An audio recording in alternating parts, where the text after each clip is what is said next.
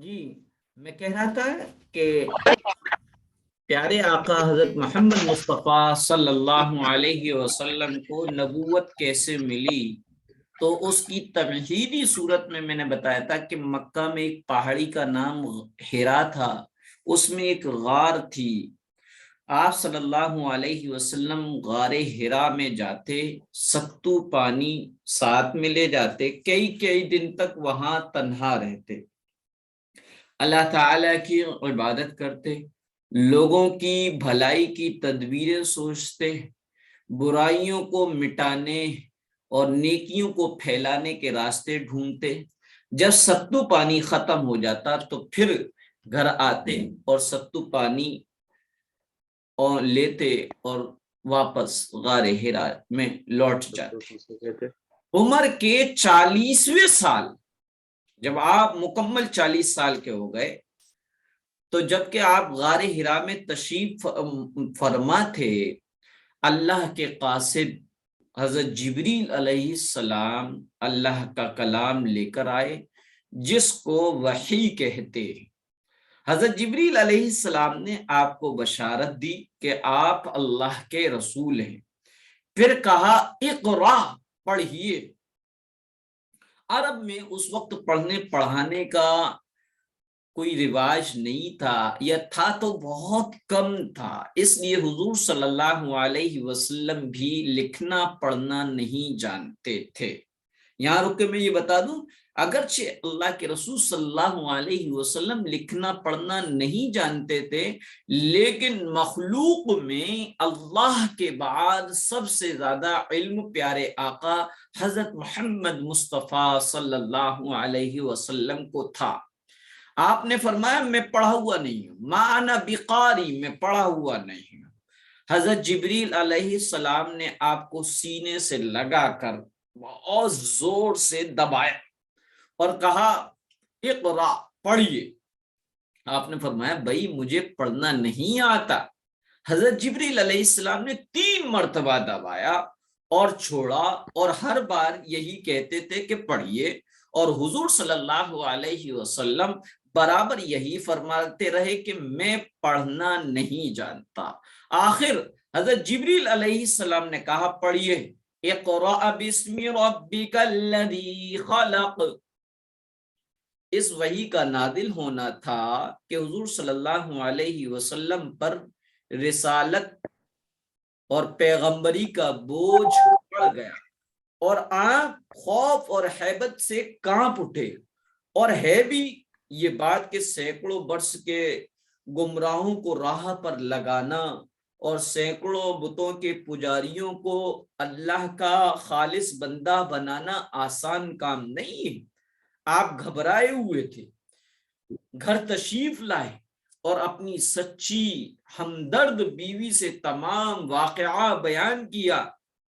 Be be Khadija نے ڈھارس بندھائی، بولی آپ گھبراتے کیوں ہیں؟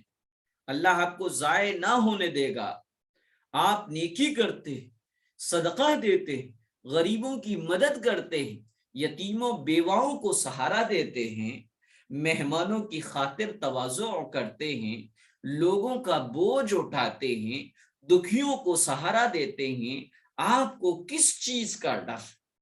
یہ اس طریقے سے نبی پاک صلی اللہ علیہ وسلم پر اللہ کا سب سے پہلا پیغام جبریل علیہ السلام کے ذریعے سے مکہ میں ہرا نامی پہاڑ پر غار ہرا میں نازل ہوا، اور اس میں قرآن کریم کی سب سے پہلی آیت اقرأ بسم ربک الذی خلق یہ نازل ہوئی۔ اس میں فرمایا گیا آپ پڑھیے اپنے اس رب کے نام سے جس نے پیدا کیا۔ 5 آیتیں نازل ہوئی پوری، اور پھر آپ صلی اللہ علیہ وسلم اس غار حرا سے گھر پہ واپس آئے۔ آپ گھبرائے ہوئے تھے، لرز رہا تھا بدن۔ پھر آپ کی سچی ہمدرد غم گسار بیوی نے کس انداز میں آپ کی ڈھارس بندھائی، کن الفاظ میں آپ کی خوبیوں کو ظاہر کیا، یہ تھی نبی پاک صلی اللہ علیہ وسلم کے ان کو رسالت اور نبوت ملنے کی پہلی کڑی۔ اب یہ کلاس آپ کی پوری ہوئی، اگر آپ کو کوئی سوالات کرنے ہیں تو کر لیں۔ جی مفتی صاحب، جی یہ جو آپ نے کہا تھا نا کہ تحمید کس کو کہتے ہیں؟ تحمید، جی جی جی تحمید کہتے ہیں ربنا لک الحمد کو، اور تسمیع کہتے ہیں سمیع اللہ لمن حمیدہ۔ اس کے بعد تسلیم کے ٹائم پہ نیت یہ تسلیم کرنی نہیں ہے، کیا ہو گیا؟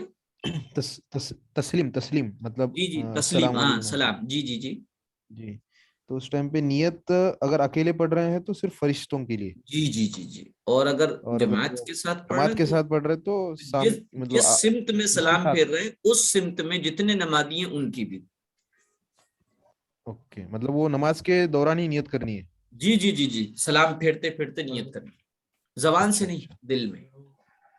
اچھا، اس کے بعد اور ایک کوشچن کہ غار ہرا میں جو حضور صلی اللہ علیہ وسلم عبادت کرتے تھے، جی کیونکہ ابھی تو نماز کا حکم نہیں آیا، تو مطلب کس قسم کی عبادت کرتے تھے؟ ہم یہ نے سنا کہ عبادت ذکر جو تھی وغیرہ۔ یہ فرض نہیں تھی، اور جی عبادت نمازی کی شکل میں تھی۔ اچھا اور دوسرا اس میں زیادہ یہی سوچا جاتا تھا کہ لوگوں کی بت پرستی، شرک وغیرہ سے کس طریقے سے ان کو کیا نام ہے روکا جائے، کیسے سمجھایا جائے۔ یہ کتنے بے عقل لوگ ہیں، اپنے ہاتھوں سے جن کو بناتے ہیں انہی کو اپنا معبود مانتے ہیں۔ تو یہ سب باتیں تھیں جی جس کے بارے میں آپ فکر مند رہتے تھے۔ جی جی، اور ایک مصحف کی حضور صلی اللہ علیہ وسلم کے والدین وغیرہ جو تھے، جی جی اب ان کے والد صاحب تو نہیں دیکھے حضور صلی اللہ علیہ وسلم کو، ٹھیک ہے؟ جی جی جی تو جی، تو ان کا جو گھرانہ تھا وہ پورا، وہ کس کی نبوت میں، مطلب کس کی امت میں آتے تھے؟ وہ اسماعیل علیہ ہاں السلام کی امت میں آتے تھے، جی کیونکہ جی جی کوئی نبی تو دور تک آیا دیکھیے ہوا نہیں تھا نا۔ عیسیٰ علیہ الصلاۃ والسلام اور نبی پاک جی صلی اللہ عیسیٰ علیہ السلام کے دنیا سے چلے جانے، وہ آسمان پر اٹھا لینے، اور نبی جی پاک صلی اللہ علیہ وسلم کی آمد کے درمیان جو عرصہ ہے، جو وقت ہے، جی جو زمانہ ہے، اس کو جی زمانہ فطرت کہتے ہیں۔ اس جی زمانہ فطرت میں جو لوگ شرک سے محفوظ رہے وہ مومن اور مطلب کہ بندے ہی رہیں گے، کیونکہ اللہ تعالیٰ جی شرک جی ہر زمانے میں شرک کو معاف نہیں جی کرے گا، اور گناہوں کو اپنے فضل سے معاف کر دے گا۔ تو ایک نبی سے دوسرے نبی کے درمیان جو عرصہ اور وقت ہوتا ہے اسے زمانہ فطرت کہتے ہیں۔ اس میں نبی کی تعلیم ختم ہو جاتی ہے، لوگ نبی کی تعلیم کو چھوڑ دیتے ہیں اور برائیوں میں لگ جاتے ہیں۔ تو جو اوکے شخص شرک کا مرتکب نہیں ہوا وہ مومن ہے۔ اور روایتوں میں آتا ہے، البدایہ والنہایہ کتاب ہے، اس میں آتا ہے کہ نبی پاک صلی اللہ علیہ وسلم کے والدین جناب حضرت عبداللہ اور جناب محترمہ حضرت آمینہ کو کے ایمان والے تھے۔ اللہ تعالی نے، اور ایمان والے بھی پیارے آقا پر ایمان لے کر آئے، عالم برزخ میں اللہ تعالیٰ نے ان کو حیات دی، اور یہ پیارے آقا کا کلمہ پڑھ کے مسلمان ہو گئے۔ اوکے، تو ان کو بھی ساتھ میں رضی اللہ تعالیٰ جوڑیں گے اگر جی کبھی نہیں، کہہ رہے رضی ہیں نام اللہ تو؟ تعالیٰ عنہ تو نہیں جوڑیں گے، کیونکہ رضی اللہ تعالیٰ عنہ کے لیے میں نے بتایا تھا انہی کو کہا جا والدہ کو سکتا تو ہے۔ والدہ کو تو جوڑ سکتے ہیں، جی جی جی جی ہاں تو ہاں جی جی والد کو نہیں جوڑ سکتے۔ جی جی اوکے، ٹھیک ہے۔ تو اور عیسیٰ علیہ السلام جو ہے وہ بنی اسرائیل میں آئے تھے یا پھر؟ بنی اسرائیل کے آخری پیغمبر، آخری نبی تھے۔ اوکے، تو یہ جو زمانہ فطرت تھا، میں ٹائم زیادہ لے رہا ہوں شاید تھوڑا، نہیں کوئی بات نہیں، کوئی لیکن بات نہیں، مجھے خوشی ہے عمر بھائی آپ کے سوالات سے۔ جی جی، تو یہ زمانہ فطرت ٹائم میں آپ مطلب کا ہے، آپ لے نہیں رہے بلکہ اپنے ٹائم کو یوز کر رہے ہیں۔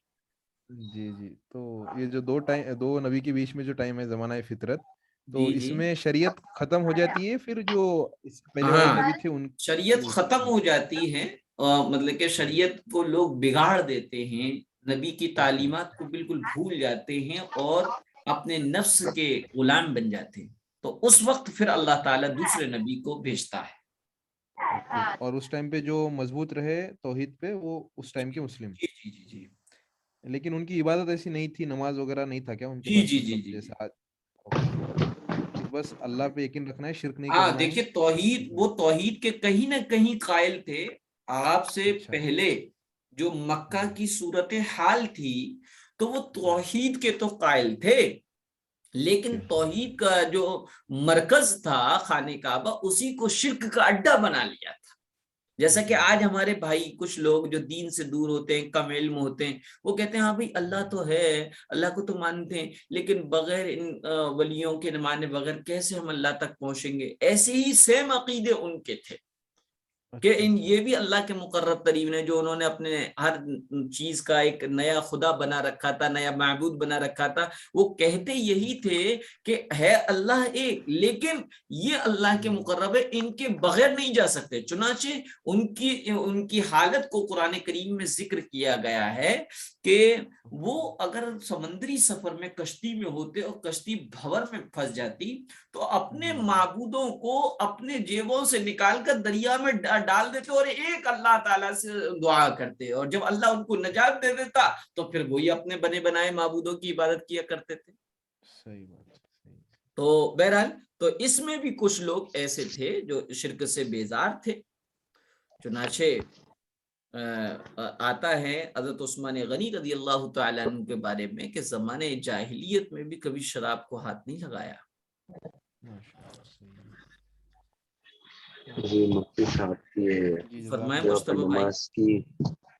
اپن نماز کی نیت کرتے تو فرض نماز ہے سو 2 رکعت ہو جاتی، تو اپن جی 4 رکعت کی نیت کرنا، پیچھے امام کے 4 رکعت پڑھتا ہو یا نہیں 2 رکعت پڑھتا 4 رکعت کی نیت کرنی ہے، پھر اپنے کو 2 رکعت اپنے خود ہی سے پڑھ لینا؟ امام کے پیچھے نا، جی ہاں، امام کے پیچھے چاہے وہ نماز میں امام زور سے پڑھے چاہے آہستہ پڑھے، زور سے یعنی کہ فجر، مغرب، عشاء، ان میں امام زور سے پڑھتا ہے جسے عربی میں جہر کہتے ہیں، اور یہی وجہ ہے ان تینوں نمازوں کو جہری کہتے ہیں۔ جن نمازوں میں امام قرات آہستہ کرتا ہے، عربی میں آہستہ بات کرنے کو، آہستہ بولنے کو سر کہتے ہیں، چنانچہ ظہر اور عصر کو سری نماز کہتے ہیں۔ تو چاہے جہری نماز ہو چاہے سری نماز ہو، یعنی امام زور سے پڑھے یا آہستہ پڑھے، آپ کو یعنی مقتدیوں کو امام کے پیچھے کچھ نہیں پڑھنا، صرف پہلی رکعت میں قیام کی حالت میں سبحانہ پڑھ کے خاموش ہو جائیں گے، اور پھر اس کے بعد دوسری رکعت میں کچھ بھی نہیں پڑھنا، تیسری میں کچھ نہیں پڑھنا، چوتھی میں کچھ نہیں پڑھنا قیام کی حالت میں۔ اس کے علاوہ رکوع سے اٹھنا، سجدہ، تشہد، ان حالات میں جو تسبیحات ہے وہ پڑھنی ہے۔ قرات کسی طرح کی نہیں کرنی، نہ سورہ فاتحہ کی اور نہ ہی کسی سورت کی۔ ہاں البتہ یہ کہ امام اگر زور سے پڑھ رہا ہے تو جب وَلَضَّالِّينَ کہے تو آمین کہنا ہے آہستہ سے۔ جی شکریہ۔ اور جی میرا یہ سوال ہے کہ جب میں وضو کے درمیان پڑھوں گا تو یہ کب، مطلب بیچ میں کب پڑھ سکتے ہیں؟ ہاں دیکھیے وضو کی دعا کے اس کو درمیان کا پڑھنا ہے تو اب مثلا آپ ہاتھ دھو رہے ہیں اللہم اغفر لی ذنبی وسی، یا پھر لاسٹ میں، درمیان کہتے ہیں وضو کے ختم سے پہلے، کیونکہ وضو کے جی ختم کے بعد کی الگ دعا ہے جس کو انشاءاللہ اگلی کلاس میں بتایا جائے گا۔ جی، اور ایک سوال ہے، جب میں واش روم میں پیشاب کرتا ہوں تو مطلب میں الٹے پڑھتا ہوں، کیونکہ اگر سامنے کروں گا تو پورے چھینٹے آ جاتے ہیں، تو یہ گناہ تو نہیں؟ جی کیسے، میں سمجھا نہیں، دوبارہ کہیے۔ جب میں واش روم میں جاتا ہوں پیشاب کرنے کے لیے تو الٹے میں پیشاب کرتا ہوں کہ ہاں چھینٹے نہیں آئے، وہ نیچے میں جا کے وہ پوائنٹ پہ جائے، تو یہ صحیح ہوگا؟ یا پھر اگر میں سیدھے کروں گا وہ ہاں پورے چھینٹے آتے ہیں؟ ہاں اصل تو دیکھو چھینٹوں سے بچنا ہے، دو چیزیں، ایک تو چھینٹوں سے بچنا ہے اور دوسرا ہمیں باتھ روم ٹوائلٹ کرتے وقت یا غسل کرتے وقت دونوں ہی سچویشن میں اس بات کا بھی خیال رکھنا ہے کہ چھینٹے نہ آئیں اور ہمارا رخ قبلے کی طرف، یعنی چہرہ بھی قبلے کی طرف نہ ہو، پیٹھ بھی قبلے کی طرف نہ ہو۔ جی شکریہ۔ جی اور کوئی؟